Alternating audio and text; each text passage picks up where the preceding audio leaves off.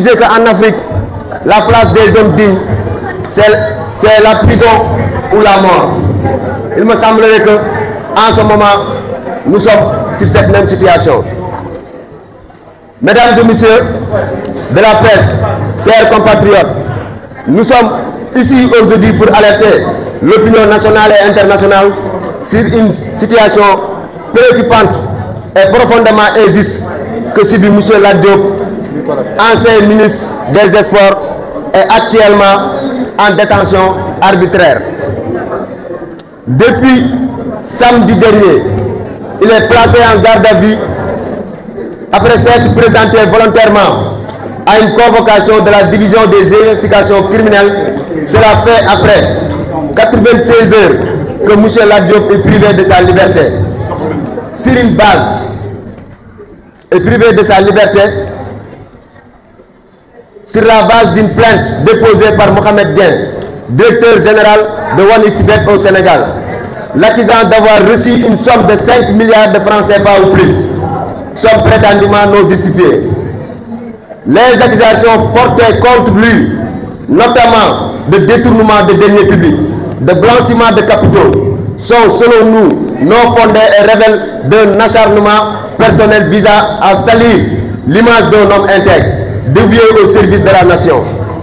Il est crucial de rappeler qu'en 2022, l'actuel Premier ministre, M. Ousmane Sonko, avait publiquement déclaré son intention de faire incarcérer M. Lat Diop dès son arrivée au pouvoir en 2024.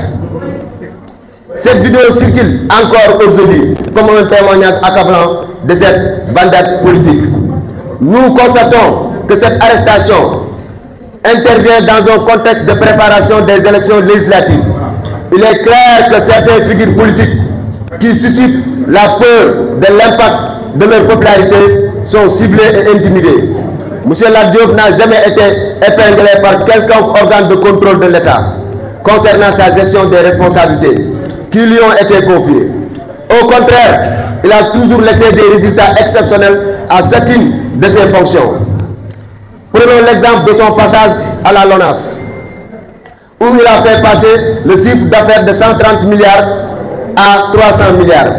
Il a modernisé la structure, changé son image, amélioré les conditions salariales des employés, mis en place des projets d'envergure comme les logements sociaux de l'État, tout en laissant une empreinte indélébile de transparence et d'efficacité. Malgré ces accomplissements incontestables, on tente aujourd'hui de faire de lui un otage politique, manipulé pour servir les intérêts du Premier ministre revanchard. Comment expliquer Mohamed Dien, présumé corrupteur, de circuler librement alors qu'il refuse de se présenter à la confrontation avec M. Lat Diop? C'est une interrogation qu'on s'est toujours posée. Pourquoi seules les personnalités sont-elles ciblées dans cette affaire, alors que d'autres également cités, parce que même plaignants ne sont même pas inquiétés? Nous réclamons ici et maintenant la libération immédiate et sans condition de M. Lat Diop. Libérez Lat Diop, libérez Lat Diop, libérez Lat Diop. C'est un Sénégalais digne. C'est un Sénégalais digne et intègre qui a toujours œuvré pour le bien de son pays.